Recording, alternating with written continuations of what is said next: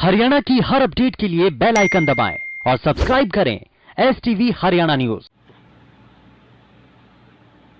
अब मंत्रियों की भांति विधायकों को भी कार पर लगाने के लिए झंडी मिलेगी, यानी कि झंडी वाली कार में सवार होंगे हरियाणा के विधायक। ये फैसला क्यों लिया गया, ये हम जानेंगे हरियाणा विधानसभा के अध्यक्ष ज्ञानचंद गुप्ता से। उनके साथ और भी मुद्दों पर बातचीत करेंगे। ज्ञान जी नमस्कार। ये बताएं कि ये जो झंडी वाली बात आई है, ये कहाँ से सामने आई है, कौन सी झंडी है, हमें बताएं, दर्शकों को दिखाएं। पिछले कई दिनों से विधानसभा के सदस्य जो दूर दूर से आते हैं, कोई 300 किलोमीटर, कोई 400 किलोमीटर से, उनकी बार बार शिकायत आ रही थी कि हमें जो टोल प्लाजा है वहाँ पर बहुत बुरी तरह से बेइज्जत किया जाता है, बहुत बुरी तरह से प्रताड़ित किया जाता है। कई बार तो जो एक एम्प्लॉई है, वो एम्प्लॉई हमारे जो आई कार्ड है, उस आई कार्ड को भी ये कहता है कि ये तो कोई भी बनवा सकता है, इसलिए आपके टोल फी लगेगी। और इस तरीके से कई बार पुलिस के अधिकारियों के द्वारा भी कुछ हमारे विधायकों को प्रताड़ित करने की शिकायतें मिली थी।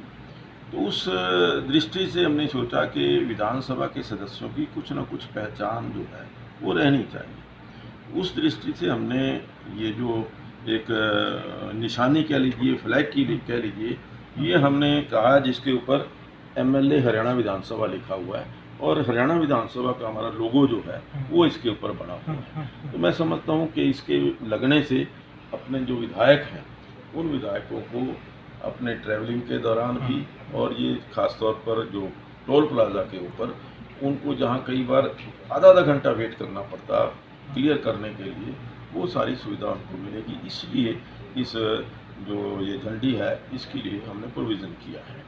ज्ञान जी, लेकिन जो वाहनों के लिए स्टिकर तो पहले से ही मिल रहे थे, जिसमें बाकायदा सीरियल नंबर भी होता था। झंडी पर तो सीरियल नंबर भी नहीं है। देखिए, स्टिकर जो है वो पूरी तरह से ना तो दूर से दिखाई देते हैं, ना ही वो बरसात के अंदर ये इसके अंदर खराब हो जाते हैं। और उस दृष्टि से मैं समझता हूँ कि विधानसभा के जो सदस्य हैं, देखिए उनका मान सम्मान होना चाहिए।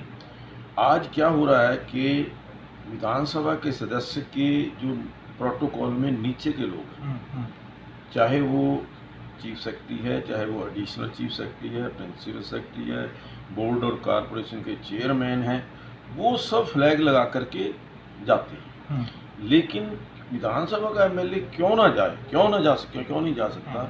तो मैंने कहा कि भी उनके अगर फ्लैग लग सकता है तो विधानसभा के MLA को भी उनकी मान्यता मिलनी चाहिए, और उनको ये विधानसभा का सदस्य के नाते एक पहचान रहे, या दूर से उनके साथ कोई मिसबिहेव ना कर सके। इस तरीके से इसकी ये पहचान के लिए ये एक प्रोविज़न किया है।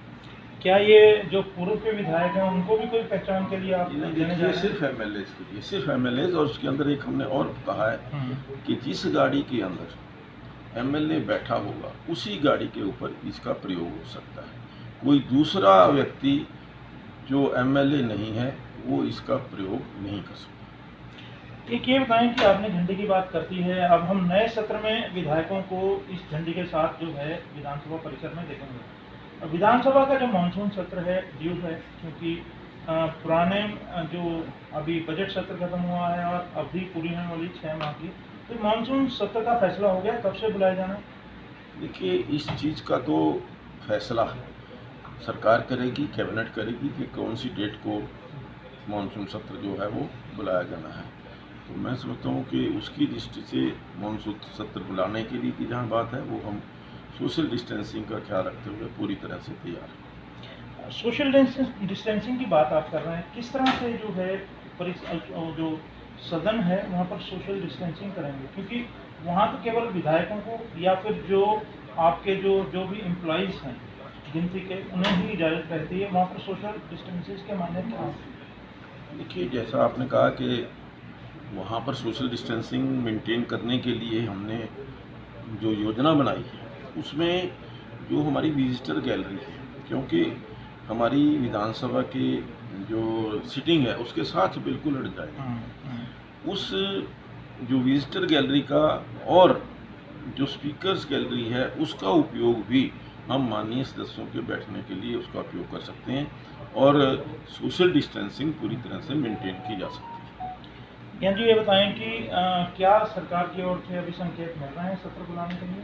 तो देखिए, अभी ऐसी कोई हमारे पास सूचना नहीं आई है, लेकिन अक्सर ये देखा गया है कि 6 महीने के अंदर अंदर सदन जो है वो बुलाया जाता है। तो मुझे हमें आशा है कि शायद इस अगस्त के एंड में सत्र होने की संभावना है। तो ये 6 महीने की अवधि क्या अगस्त एंड में पूरी होगी? ये 3 सितंबर को ये अवधि पूरी होने जा रही है, 6 महीने। सत्र बुलाने के लिए कितने दिन का नोटिस जो है आवश्यक होता है?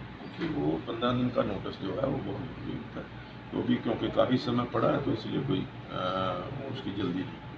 क्या ऐसा कोई प्रावधान है कि विशेष परिस्थितियों में, खासकर जिस तरह से अब कोरोना काल है, स्प्रेडिंग बड़ी है, इसमें जो है सत्र की अवधि को बढ़ाया जा सके या फिर जो है उसे और टाला जा सके? इस बात का निर्णय सरकार करेगी, क्या इसको टालने की आवश्यकता है या टाला जा सकता है, इस बात का निर्णय सरकार करेगी। एक पेपरलेस विधानसभा की बात हो रही है, एक विधानसभा की बात हो रही है, ये बताएं कि हम कहाँ तक उसमें आगे बढ़े हैं? क्योंकि जब से मुझे ये विधानसभा अध्यक्ष की जिम्मेवारी मिली है, मेरे मन के अंदर एक इच्छा रही है कि हमारी विधानसभा जो है वो पेपरलेस हो, ई विधानसभा जो है वो हम चलाएं।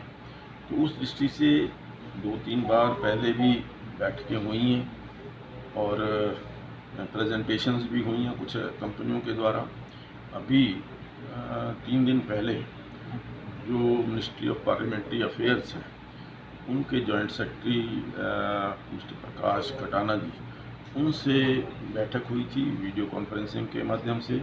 हमारे सेक्रेटरी जो विधानसभा के नांदल साहब वो थे और सरकार की तरफ से नितिन यादव, उन्होंने इस मीटिंग में भाग लिया था और आगे की योजना बनाई है, क्योंकि इस सारे कार्यक्रम में पेपरलेस विधानसभा करने के लिए गवर्नमेंट ऑफ इंडिया की तरफ से, लोकसभा की तरफ से भी बहुत बड़ी सहायता दी जाती है। 60% पैसा जो है वो केंद्र सरकार की तरफ से आता है और 40% पैसा वो स्टेट गवर्नमेंट ने खर्च करना होता है। तो उस दृष्टि से उनके साथ मिल कर के हम आगे अपनी विधानसभा को ई विधानसभा बनाने का कार्य कर रहे हैं। ज्ञान जी, ये जो कमेटियां बनी हैं, इसमें आपने मैंडेटरी किया था कि जो अधिकारी हैं, एचओडीज हैं, वो कमेटियों की बैठकों में आएंगे।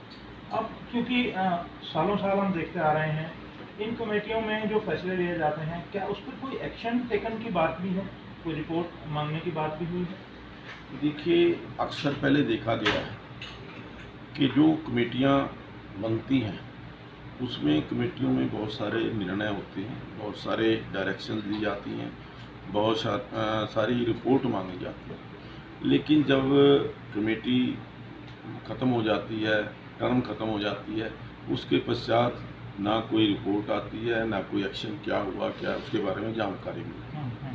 तो अभी मैंने एक अपने चेयरमैन्स की मीटिंग के अंदर ये कहा था कि जो जिस कमेटी के अंदर वो है, जो पिछली मीटिंग्स हुई हैं, पिछली जो है कोई भी कमेटी रही होगी, उसके अंदर यदि कोई डायरेक्शंस हुई हैं, यदि कोई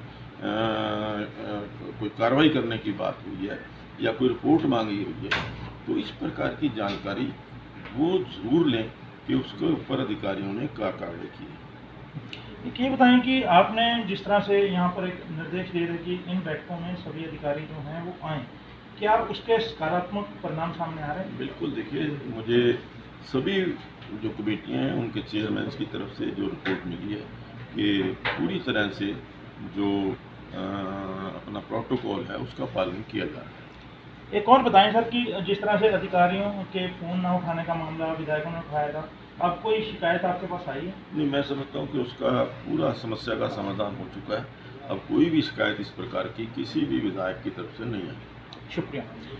तो आपने सुना, यदि सरकार चाहेगी तो खासकर कोरोना महामारी के समय में चाहेगी सरकार तो समय जो है टाला जा सकता है, बढ़ाया जा सकता है, सरकार पर निर्भर करेगा। ज्ञानचंद गुप्ता ने साफ कहा कि सोशल डिस्टेंसिंग के साथ अगर ज़रूरत पड़ती है तो अगस्त माह के अंतिम जो दिन है वहाँ उस समय में सत्र हरियाणा विधानसभा का होगा हालांकि ये सत्र कितने दिन का होगा ये बाद में बीएससी जो है डिसाइड करती है। और इसके साथ साथ विधायकों को एक नई पहचान देने के लिए, और क्योंकि वे जनप्रतिनिधि हैं और प्रोटोकॉल में जो है चीफ सेक्रेटरी से भी ऊपर आते हैं, तो ऐसे में एक नई रिवायत ज्ञानचंद गुप्ता ने शुरू की है कि उनको भी कार पर लगाने के लिए झंडी दी है, ताकि उन्हें किसी तरह की कोई दिक्कत ना आए। हरियाणा न्यूज़ के लिए चंडीगढ़ से कैमरामैन संजय सिंह के साथ राकेश गुप्ता।